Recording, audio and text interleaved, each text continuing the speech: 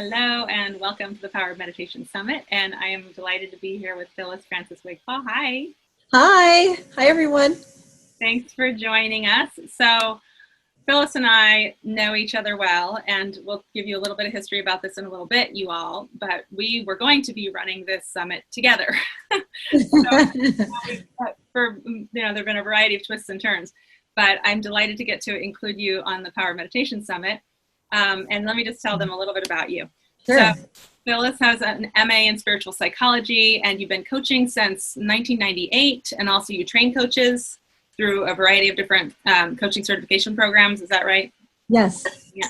And you have a real specialization in executive and leadership development and spiritual life coaching. So there's a lot on your bio, but I'm going to leave it there so we can just dive right in. Yes. Just to give people a little bit more background about what I just alluded to, and you can tell them your perspective on this too. But so Phyliss and I were going to do a summit called Healing Racism. And for a variety of different reasons, mostly because we don't have a business together. And like when you do a summit, you would have to kind of marry that person. And we weren't quite, as much as we love each other, we weren't quite ready to get married.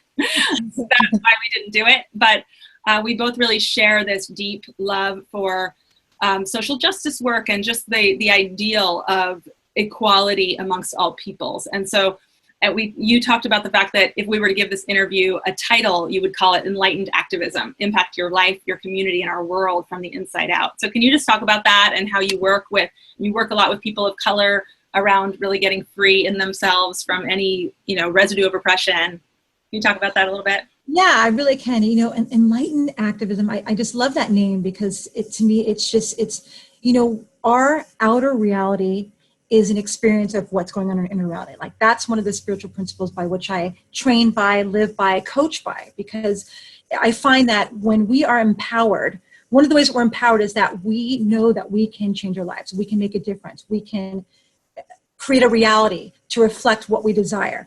But when we are living by this frame of reference that the world is against us or we can't change anything or whatever is happening, I have to react to it, it's really disempowering. And so one of the principles by which I coach by, I live by is that, okay, if this is what's occurring to me in my life, then it's what's kind of happening in my consciousness. So where can I make a change? Where can I uplift my consciousness? Where can I shift it so that not only can I create a positive outcome, have a positive impact, but where can I manifest and make a shift? And that really starts with my internal game. And so really it's about shifting my mindset, coming from a positive perspective, looking at where I can empower myself and not be a victim of my circumstances, but where I can really actually create the life that I want, the business that I desire, the day that I'd like to create. And so for me, it really is about looking at that, not only how my inner reality is reflected in the outer reality, but that what I focus on expands. And that's another spiritual principle by which I coach from and I live by, is that if I'm focusing on the negativity in the world, what's not working in my life, where things are going wrong, that's all I'm going to see. I'm going to see all of these things that aren't working. As opposed to if I shift in, okay, so what is working? Where can I empower myself? Where can I take my natural gifts and talents and really utilize that in the areas that I want to uplift, I want to transform, or that I want to change? And when I start to focus on what's working, it really has an impact not only on my mood, it has an impact on how people relate to me, it has an impact on my vibration. It really makes a difference for how I show up in the world and the impact that I can make as a leader, as a teacher, as a coach, but even just as a person, as a wife, as a mother. It's like my attitude, my mood, how I show up really impacts everything. That's awesome. And can you tell people a little bit about just the vibe that you kind of grew up in? Because I know there was a real activist bent in your family, and you really came of age in the midst of that, and then maybe what you've had to source within yourself in order to come to where you are right now. Yeah, God, there's so much I can say about that. So please stop me if I'm going off. But it's so I grew up Catholic. I grew up in Brentwood in a family, I have a mixed background, biracial Creole. And so growing up in kind of an affluent background, it had its own, of course there was racism that we had to deal with, of being kind of one of the only, one of 5 Black people in my schools, having to deal with it in a different bent. But it's my dad always had this frame of reference that, okay, so you've got to be able to acclimate wherever you are. So when we're hanging out with our family and we're in like downtown LA, you got to be able to connect no matter where, whether you're in Brentwood, whether you're in South Central, whether you're in New Orleans, across the world. It's like, it's really about showing up and just being who you are, but also being able to connect with people. So that was really one thing that my dad was very masterful at. It didn't matter where he was, he could connect with people. But one thing that was really empowering about my father growing up is that he always had this game that he would play with us, that he could really change what was happening around him. So we would show up somewhere and let's say they were not friendly towards us, or we weren't able to get in because there was no reservation. My father would be like, okay, watch this. I'm going to change how this is showing up. And so he would bring an energy to it, when it wasn't through kind of demanding, it wasn't through aggression, it was really empowering. And he would shift situations. I can't tell you how many reservations we would get just because of how he showed up. Or we would go into a situation where they're like, oh, I don't think they really like Black people. And they would, next thing you know, they're like, oh, come sit down here at the head table. Like there was so many situations where my father would just shift, and it was all because of how he would show up. And he would always say, you know, the world is colorless. You know, or he would say it was green because it's run by power and money. But really, just if you show up and not show up being about race or being about gender, you can really impact how the situation would be. And so seeing that and witnessing him show up in situations where, clearly we're African American. My father was a lot browner than I was. So there was no mistake, you know, given the situation. But it was really fascinating to see how can he shift how people relate to him, even if it was maybe a little bit oppressive. And so growing up in that, I started to see that. And how I got to be able to play with it a little bit myself was going to university. I went to UC Santa Barbara, which is a primarily white school. I also played volleyball. I went there on a scholarship. And so that's a primarily, you know, I was probably one of 3 Black people on the team. And so, you know, and I felt fine, like I can kind of hang wherever I'm at, being brought up in that way of just being open and accepting of everyone. But during my freshman year of college, you know, a big incident happened where it was the Rodney King incident. And I don't know if many are familiar with the political event, but it started the riots in Los Angeles. Cops beat Rodney King and they were acquitted. And the day they were acquitted, it created a whole big chaos in Los Angeles. A lot of people went to Santa Barbara to get away from the martial law and the riots. And it was a really kind of awakening, being on that campus of like, oh my gosh, like this is happening out there. And what do we do about it? So it kind of started my activism. And then I got really militant. I started like Black clubs. I brought an African-American sorority to Santa Barbara, but there was only 2. And I really started to get into, okay, I want to make a change. I want to make a change for the better. The interesting thing is that I had one of my roommates in college who was Caucasian, and she'd known me because we played volleyball together through high school. And she's like, gosh, you know, I'm excited that you're trying to affect change, but I've noticed a shift in your personality. You're a lot more angry. You're not as fun to be around. And during that time, being an activist, I was having to deal with a lot of the racism, especially in Santa Barbara. It can be a very conservative county. And there was a lot of issues happening with the Rodney King and the aftermath. And I remember thinking to myself, I was very angry and kind of, you know, watching all of these. Malcolm X came out. Like there was a lot of things happening during this time that was like upsetting. Like, oh my gosh, like why is this happening to people? It's the color of our skin. I don't understand this. And I remember thinking, you know what, there's a way I can be about this. I can go back to the way my father was saying about being empowering and being affecting change from the inside out. And it's about how I show up. Or I can be out there fighting, you know, being that activist. And I remember making a decision, okay, I don't want to be angry anymore. And I remember shifting that and saying, okay, I'm going to really start to affect change, but from an empowering position. And it was very interesting when I made that decision. I wasn't experiencing as much racism. I wasn't even, like things shifted because when, you know, Wayne Dyer says, when you change the way that you look at things, the things you look at change. I love that quote because I find it so powerful that the moment I changed the way that I was looking at things, instead of looking at all the things that were bad, all the things that were happening that we need to change, I started looking at, okay, where can we empower? Where can we educate? Where can we help people and support them as opposed to fighting? Where can we come together? The moment I shifted that, it's like everything shifted and it was like things got friendlier. People were more empowering. People wanted to support me. It was like, it changed, but it changed because my mindset changed. You know what I'm saying? Yeah. And so growing up and seeing the changes, because my parents, you know, my mother looks white. She is African-American. My father is brown. So they were kind of like a biracial couple of people that didn't know. Mm-hmm. So they experienced a lot of racism because that was kind of frowned upon during the 60s, 70s. But it's like they showed up in a different way about it. And in the moment my father started to shift his attitude about it, there was less experience of hatreds towards them. And so when I started to take that on, it really made a difference. And so I really try to instill that in the people that I work with. And it's not just about race. It's also about sexism, ageism, all the isms of being able to don't show up looking for the battle or looking for the issue. How can you go and impart change? Mm-hmm. How can you shift your mindset? And so a quick story, like I had a friend on college campus, African-American, on Santa Barbara, was walking in and a white guy bumped into him. And he was so upset when he got to my dorm. And he said, this campus is so racist. This guy bumped into me and didn't even apologize. And I was like, so what happened? And he's like, he just walked by.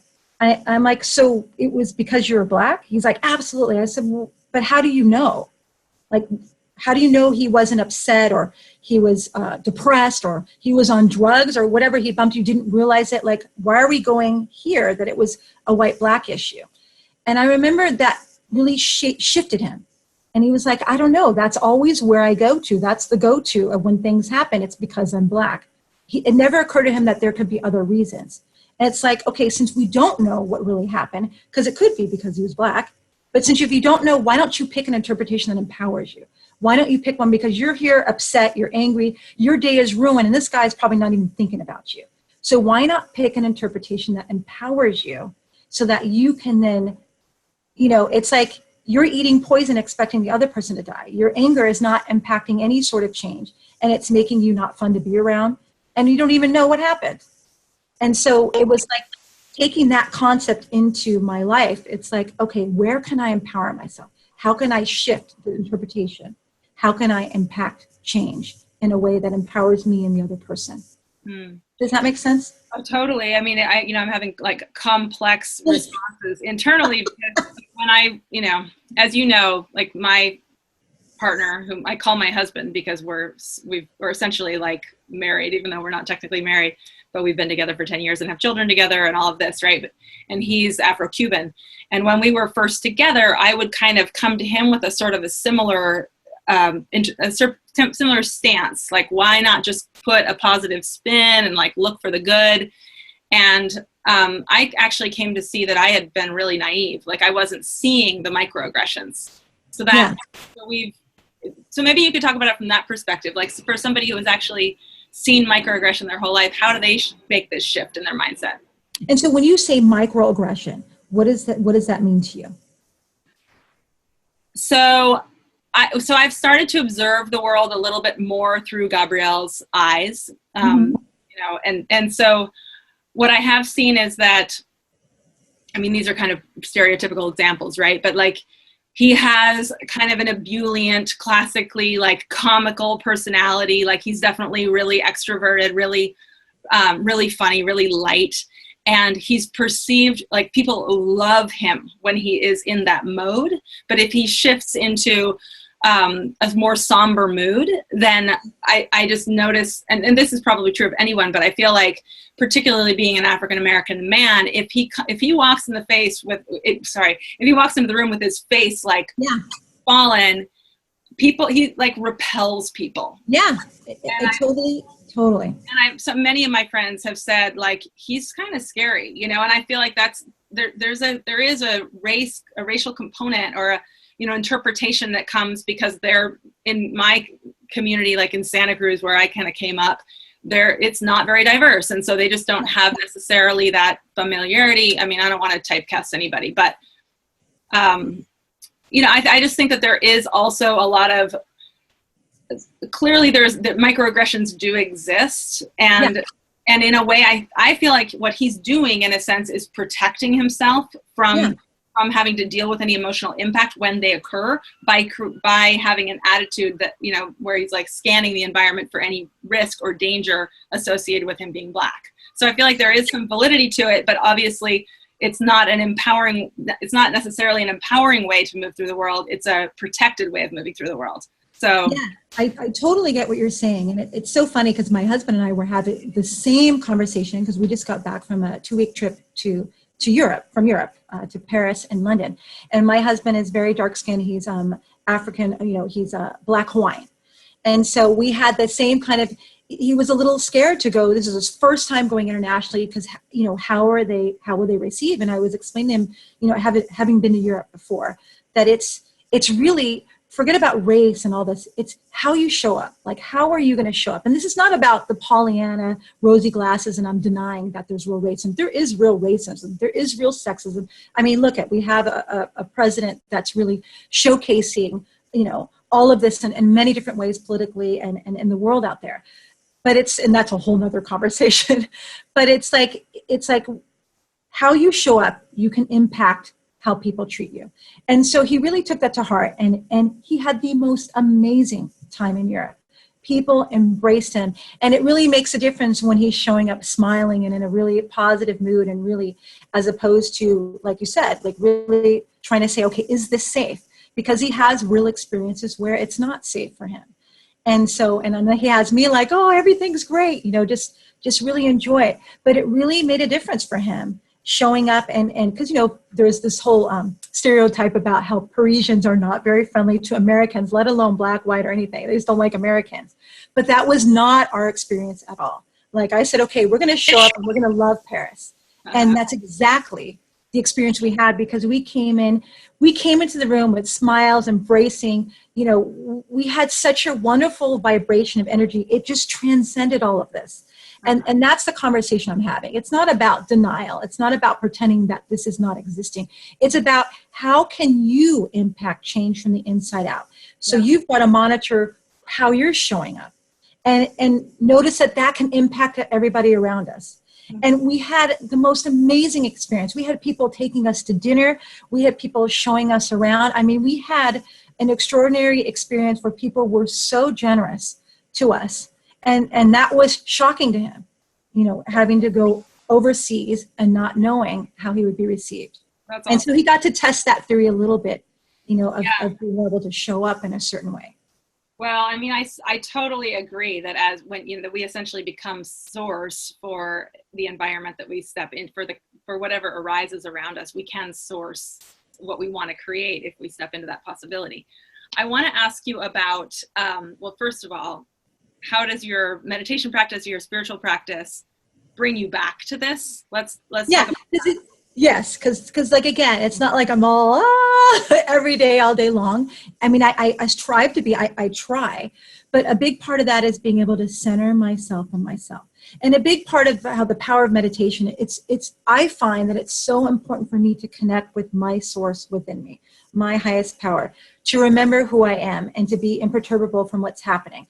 Because so many of us are so impacted by the environment, by what's happening. We're reacting to things that are happening that we don't even get that we can change. We can impact how the environment's going to be just by how we show up. And so a big part of what I found for myself when I am most effective is when I take the time to really connect with myself, remember who I am, and I choose, okay, how am I going to show up today? I have a meeting, I'm going to be doing an interview. How am I going to show up when I do that interview? And making that conscious choice to connect, to raise my vibration, even when I don't want to, right? Because there's those times where it's like, I don't want to, I just want to stay. But to be able to really choose. And so when I'm connecting to myself, then once I raise that, then it really radiates more from my being, and it changes how I show up. Because when I'm in a good mood, it's like amazing how great people are. And when I'm not feeling so great, just like in my kind of introverted space, people are not as friendly. They're not as gracious. They're not mean, and maybe sometimes they are, but it really, I can choose. Like, I know that my personality, my openness, when I'm friendly, it's like I've been able to show up in a room where everybody, in the elevator, everybody's like looking at their phone or looking away. And it's like, how's everybody, smiling? And it changes. And then people talk, just on the plane. It's like we can really impact our community, our world, just by how we show up and being conscious of that and just remembering who we are. And I find that meditation, centering in ourselves, for me, has been hugely a powerful source, a resource. It's a charge. It's like that battery charging up. Yeah, absolutely. And, obviously, like, we can't necessarily change the whole world in one day, but there are people who are like poised to shift where they're at. And when we bring our optimism or what have you, our intention toward peace, then they generally will move that direction. So yeah. Now I wanted to ask you another question. I know you have a background in sociology, do you not? I do. I have my BA in sociology and then my master's in counseling psychology, spiritual psychology. Right. Okay. So I read this study like a million years ago, kind of going back to the kind of race question and how much we should let go of our understanding of racism as a significant factor in how we're going to move through the world, especially in the context of kids. Because I know you have a little girl. I have a 6-year-old. Yeah, 6-year-old girl, and I have a 5-year-old and a 7-year-old. And I have a 23-year-old stepdaughter.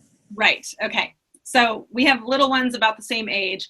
I read a study a long time ago that essentially said that it was looking at self-esteem in young girls.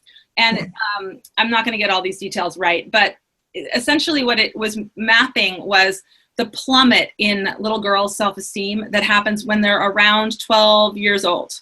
Like at the moment when they start to become really attuned to like how boys are perceiving them and really attuned to like their value in the world being associated with their beauty and their how like congenial and polite they are and cute and all that, So what the study showed was that white girls had this just precipitous plummet in self-esteem and African-American girls, not so much. And the researchers were postulating that it was because the African-American kids had basically grown up in these families where there was an understanding, like the world doesn't necessarily interpret you exactly as you are. So just go forth knowing exactly who you are and don't be impacted so much by the way that you are perceived or the reactions that people have to you. So in a way, it ended up being a little bit of a defense for those girls, according to that study, according to those researchers, to have an interpretation that, that basically like other people might not perceive them well because of their race. So any thoughts about that? Well, yes. Well, one thing I can say is that as an African-American woman, and I grew up with 3 sisters. So my parents, they had all girls. A lot of people of color most of us can say we've had that experience where our parents have the talk. I don't know if you've heard about the talk with your kids to say, okay, so there is a situation with race. When you see a cop, put your hands up. I mean, boys, they have the talk, especially with African-American boys. There is the talk about this is how the world is. And I remember my father had that talk with me and he said, okay, you have 2 strikes against you as far as the world perceives you. 1, you're a woman, and 2, you're African-American. And we had the talk when I was like 8. Now I'm the youngest of 4. And so my sisters were a little bit older, but it was kind of, it was a like game changer where it was like, okay, so these are 2 strikes and you're going to have to prove yourself. And so I remember my father saying, so you're going to have to do better than the average. You're going to always have to show up and be the best to even be on a level playing field. And some people will call that the black tax. There's a black tax. Like we always have to do a little bit more. We always have to work a little bit harder. And that's just a tax of being a person of color or even a woman, the pink tax, what they were calling it recently. And so there is, having that, that's kind of a downer, of course. I remember hearing that. And it's like, okay, so what are you going to do about it? And that's where my father was like, okay, here's the reality. And what are you going to do about it? How are you going to show up? Like how are you going to be in your life? And that's where it was like, you have a choice.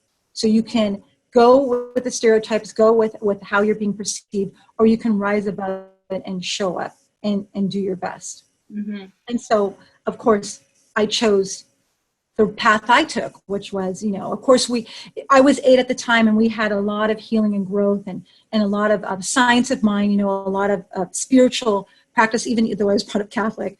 A lot of that really shifted to where it was like, okay, I can I can change that. But a lot of people of color have had that conversation, so when you hit 12 and it's like all this stuff's going on, I can see how that is the case, especially at myself, because it's like, I already had that lesson of like, okay, this is how you're being perceived. Does that make sense? It wasn't.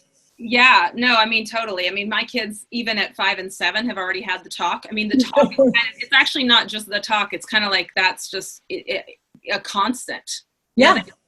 It's a constant part of our conversation, really. But then, so the question for me is, how do we have that conversation and also instill in them this empowerment of, and you move through the world knowing how powerful you are, and knowing how much positivity you can bring, and knowing how much, you can make your teacher's day by being a source of love in the classroom or whatever, like regardless of how she interprets you initially. So it's just always on my mind, like how to. It is really true. And when I had the talk, we didn't have all the skills and the resources that I do at the time that I have now. Yeah. And when we got into more bringing in spiritual principles into our daily lives, which my father actually brought in with David Biscott, Dr. Richelieu, and all of the kind of science of mind or unity, kind of where it's like you can affect change from the inside out. That was kind of the teachings in that realm.